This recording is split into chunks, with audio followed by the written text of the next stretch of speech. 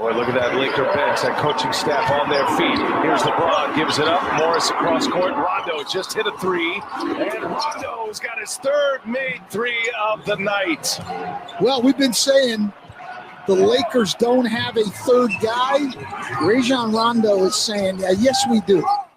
Oh, yes, they do. The call on TNT last night, that Rondo three-pointer put the Lakers up 92-85 in the fourth quarter. The Lakers went on to win this game, of course, and take a 2-1 series lead over the Houston Rockets in a huge game 3 last night. The game was tied at 82 after 3, and then when the fourth quarter came, it was the Lakers that really dominated both ends of the floor. They pulled away. They played great defense throughout the game, but especially in the fourth quarter. And we got to start with Rondo because I have to admit I was dead wrong on his impact. When Rondo got hurt right before the playoffs got underway, or really right when the bubble got underway, I believe he got hurt in one of the first practices of the Lakers restart. I didn't really think much of it. I was like, nice role player, whatever. Didn't really think it'd be that big of a deal. I was dead wrong.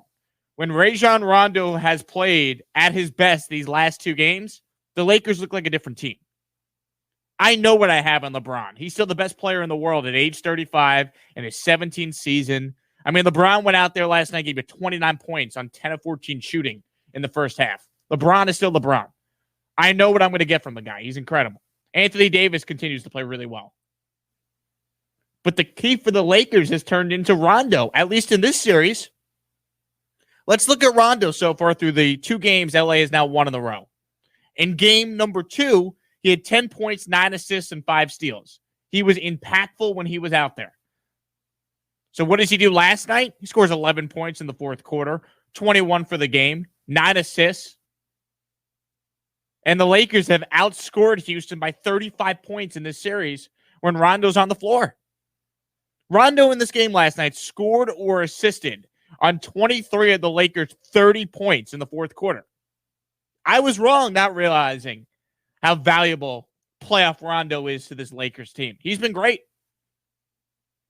And he has made a real impact in this series. Because if you look statistically what the Rockets like to do, they like to shoot 1,000,000 threes and beat you that way.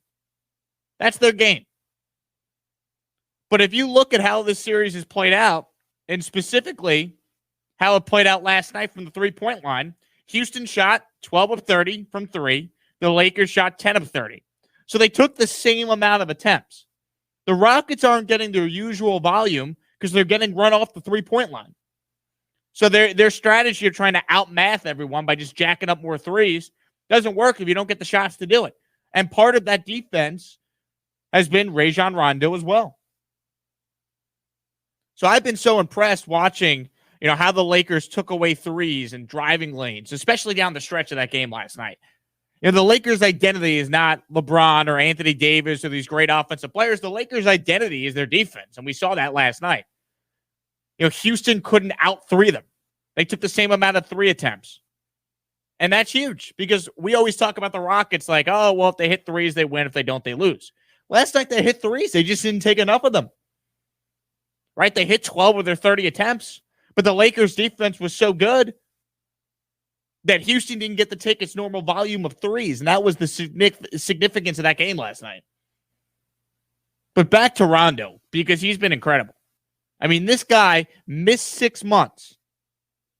He missed 6 months. He comes back in this playoff series and has played a pivotal role in the last 2 games, specifically last night where he had 11 points in the fourth quarter. And this stat, I'll repeat it once again, mind-blowing. Rondo scored or assisted on 23 of the Lakers' 30 points in the fourth quarter. LeBron was great in the first half. LeBron was great down the stretch. Rondo was the X factor in the Lakers' wins the last 2 games. And let's hear from Rondo after the game last night. He was asked if he knew that he had this type of performance in him. Yeah, I put a lot of time in film. I was very critical of myself in game 1, even though I haven't played in 6 months. I still have high expectations of my play. And I had 4 turnovers that game, and a lot of them were self-inflicted. So I wanted to come back the following game and take care of the ball, which I did. So I gave myself a shot, be on the floor, taking care of the ball and finding my teammates. Man, that's what I do. So I just try to, focus on that the last couple games. He was great. Tip your cap. I didn't see that coming. I really didn't. Let me ask Ron Cover, the Laker fan, for his thoughts on this. So your team down 0-1, oh no, panic, doom and gloom. Not exactly. Last two, Lakers bounced back in a big way. And last night, led by, of all guys, Ron, Rajon Rondo. I was never worried about the Lakers losing game one. I kind of figured that was going to happen because of the emotions the Rockets had. I was surprised that it was a little more dominant than that. But I did not see Rajon Rondo stepping up. I thought for sure it was just going to be the two-headed monster leading them all the way to face off against the Clippers. And you look at what the Lakers did defensively. I mean, Kuzma, I thought, played really well last night. I thought they got a lot of really good minutes out of even a guy like Caruso defensively, high-energy guy. Total team effort last night. And, I just think the stat about the threes is so important because so often we talk about the Rockets and it's, well, did they hit threes? Did they hit threes? If they did, they won. If they didn't, they lose. Last night, they shot 40% from three and lost because the Lakers defensively limited Houston to only 33-point attempts. That's huge. The Lakers and Rockets, I cannot overstate this enough. They both shot the same amount of three-pointers. But it was the Lakers defensively limiting the attempts from the three-point line that won them this game. You can't outmath a team if you don't get up more shots, and the Rockets aren't used to that. And one point on the Rockets offensively in this stretch, James Harden statistically, you look at his game last night, he had 33 points. I thought he was too passive in the fourth quarter. They're not going to win that way. I need James Harden to take more than 4 shot attempts in the fourth when this game is slipping away. So I don't put it all on Harden last night. But I'm going to need more than 4 shot attempts from James Harden in the fourth quarter of this playoff game if his team's going to advance. And now the Rockets, in a almost must-win, entering the fourth game of the series tomorrow night, trying to even up the series at 2 games apop after they took game 1. But I picked the Lakers in 5, and I've seen nothing over the last 2 games that would make me change my pick. Plus, now you wonder about Robert Covington, who got banged up at the end of this game last night. What's his status for game 4?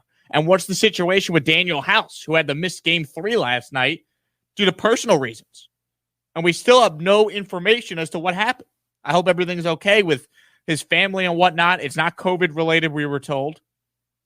I mean, if it was, we wouldn't have had the game last night because they would have had to isolate everyone and make sure no one else had it. So that's obvious. But Daniel House not being there, a important rotational player, role player for this Rockets team, a guy that could hit a bunch of three-pointers, him not being there was a big factor in this game last night. But ultimately, with the way the Lakers are playing defensively and with the way, playoff Rondo is playing right now, I don't see how the Lakers don't win the series. I really don't. And just real quick on LeBron, I mean, 36 points in this game, 29 in the first half, 4 or 5 from 3. He was great.